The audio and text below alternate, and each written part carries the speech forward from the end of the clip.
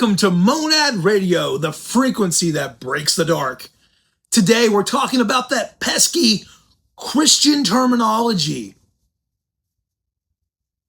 Yeah, we're going to talk about that. It's going to be a little bit different. I'm using the laptop, so I'm going to be reading some stuff off of here. So you guys got to just bear with me. I'm not going to just be like in your face like this. I'm going to be reading some stuff. So I wrote some stuff I want to read, and I also want to talk about the subject. What sparked it? I mean, I've always felt it. Like, it's always bugged me in some regard to have the term Christian metal, Christian rock, Christian punk, Christian blah, blah, blah, blah, blah. But it's a terminology. It's not meant to be a genre. It's meant to be a lifestyle. And the guy from Islander nailed that. I really appreciate it because a lot of people on Facebook, when outlets have posted this article, they just read the article, the post they did, or whoever wrote, they wrote about it, but they didn't actually go in the article and read it. I did, and a lot of people were like, "What do you mean Christian shouldn't be good? Christian music's bad." Blah blah blah blah blah. Man, he praises John Cooper from Skillet and POD about being real and authentic in their music. Why they don't have to have that Christian. We'll get into this as to why I can see his viewpoint and I agree with it. But at the end of the day, there's still labels. And it goes into a quote from this. I'm going to get into it right now.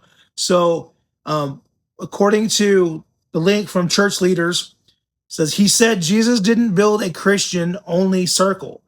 He went to people who needed him. They pointed out that Jesus wasn't trying to gather Christian friends, but reaching people who needed help, implying the label can create unnecessary walls. Yeah, that's like my Brian Welch story. When we did the show at the middle of nowhere in Klamath Falls, Oregon, with Brian Welch was there, and after the show, people were like, that I knew that weren't Christian, that were Wiccan, or just didn't believe in God, or just didn't share their faith. 3 different people that didn't know each other had all told me, if church was like this, I would go. And it wasn't just music, there was also a guest speaker. It was a community of metalheads coming together. And it was just, the banner happened to be faith. And he's absolutely right. Jesus didn't go, he hated the Pharisees. He didn't go hang out with only the church people. Yeah, he went to the synagogue to learn. He went in all these places to learn different things. But he was with the people. He was with the tax collector. He was with the leper. He went with the people outside the gate. He wasn't inside the church pew hanging out all day and just saying, "Oh man, life's great," and thank you, Father, and just being in the pew and then walking out of the pew and walking out of the church and being his normal self. No, no, no. Jesus was our example, and he went out and he talked to people. And that's one of the things I love about the metal community. Me being a person of faith, I can go out to any metal show and just love on people. No preaching, no nothing. And that's what the whole premise is. But the term Christianity, Christian metal, Christian rock, it's just a classification. It's an industry classification. But thank God that movement's it's not like the CCM where it's like it's mass produced. I wish it was in some regard, to where the artists could get more popularized, to get more known. But you know what? Realistically, at the end of the day, Christian rock, Christian metal, all that is exactly where it needs to be. They play in bars and all this stuff. And people get upset. Like even when POD played Ozfest, Christian media lost their mind because they were like, "Oh, POD can't go play out in Ozfest." That's exactly where they needed to be. That's exactly where they needed to be. And that's what I love about the Christian metal, Christian rock.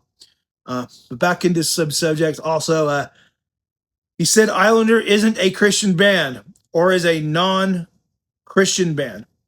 He said he explained Islander's identity with one of the most memorable analogies, if I could talk.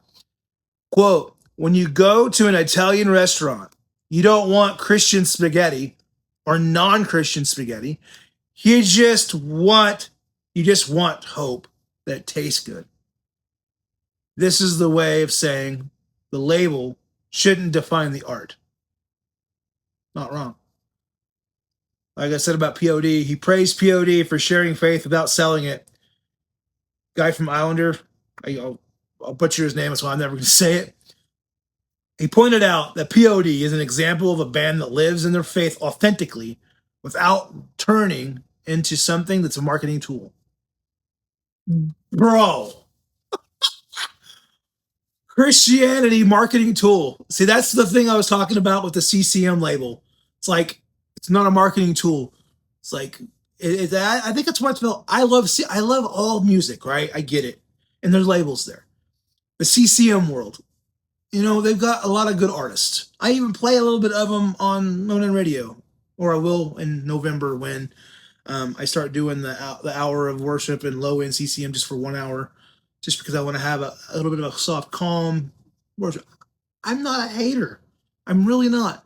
I'm just not a huge fan of the genre of the CCM world.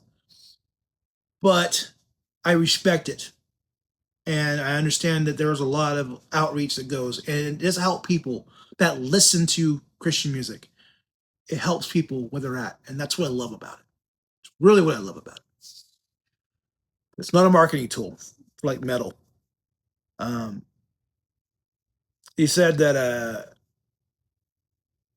question why the words Christian and industry are even put together, saying that it feels really weird to him.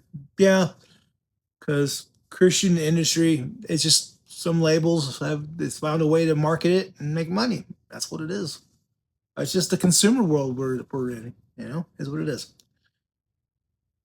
So I want to read a little bit of what I've been wanting to talk about. I gathered up some thoughts.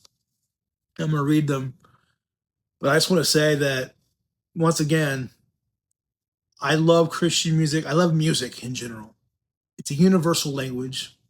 And no matter where we're at, music helps us get through the tough times in life. And that's what I love.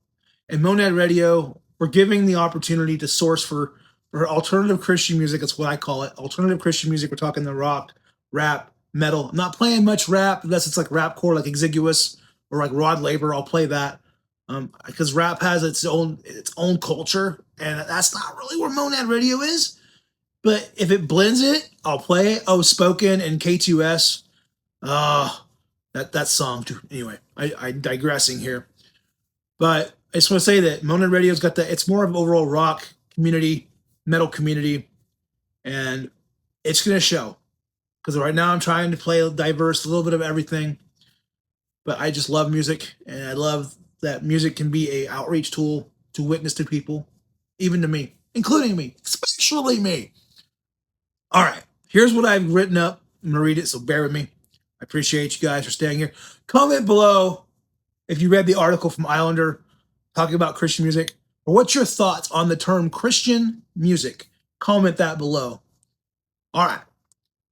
Why putting Christian in front of a genre still matters. There's a debate that will never seem to die. Should Christian even be in the title of a music genre anymore? Some people say it limits the art. Others say it clarifies the mission.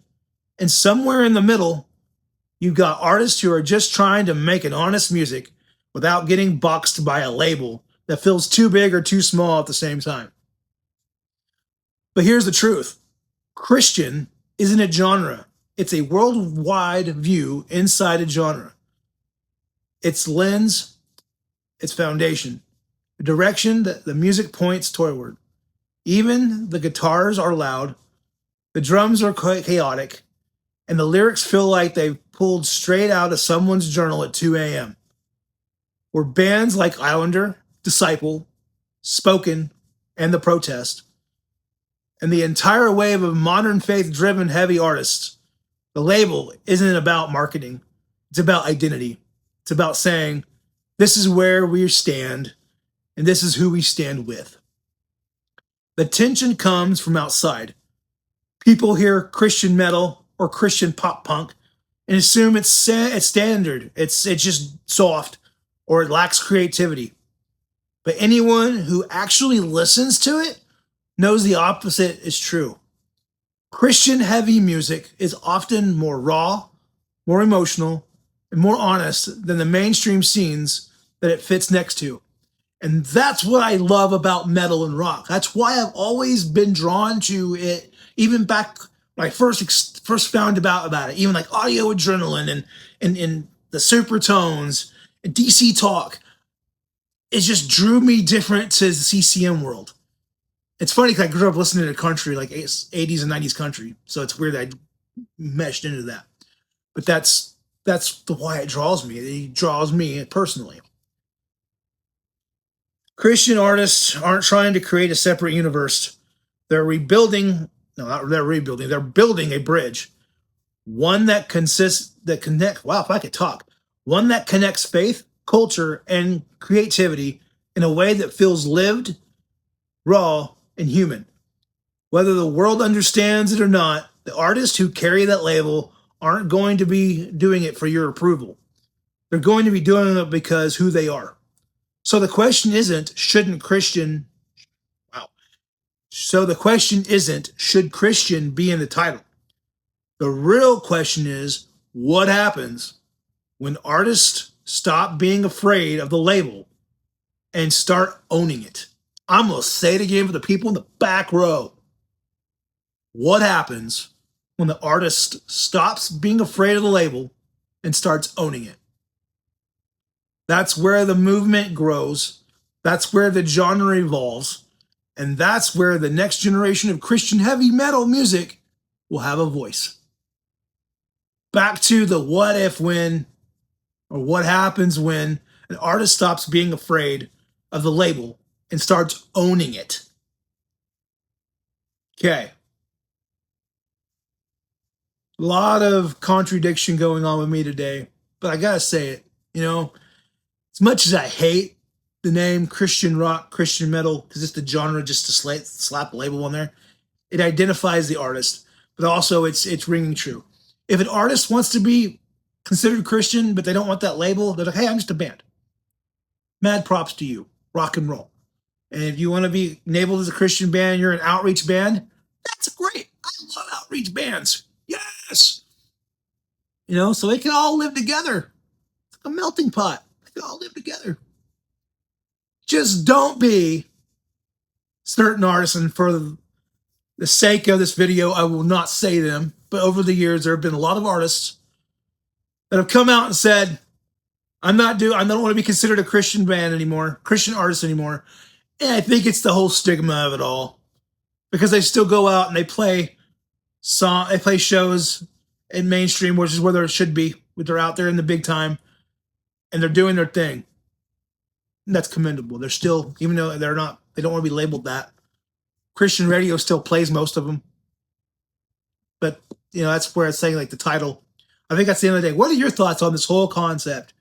Am I in the wrong at all? I don't think I am. But let me know if I am. Call me like Steve Elvo, Steve, whatever you want to call me. You're wrong, dude. And I'll be like, let's talk about this. And I'll listen to everything you say. And you might even change my mind. You just might. I appreciate you guys watching today. Like, subscribe, make the world go round. Let's have some fun. Don't forget to check out monadradio.com, the frequency that breaks the dark. This is Monad Radio, the frequency that breaks the dark. If you love heavy music with purpose, you're one of us. We're building a community of artists, listeners, and signal carriers who want something real. Hit follow, join the signal, and help us shape the future of heavy music.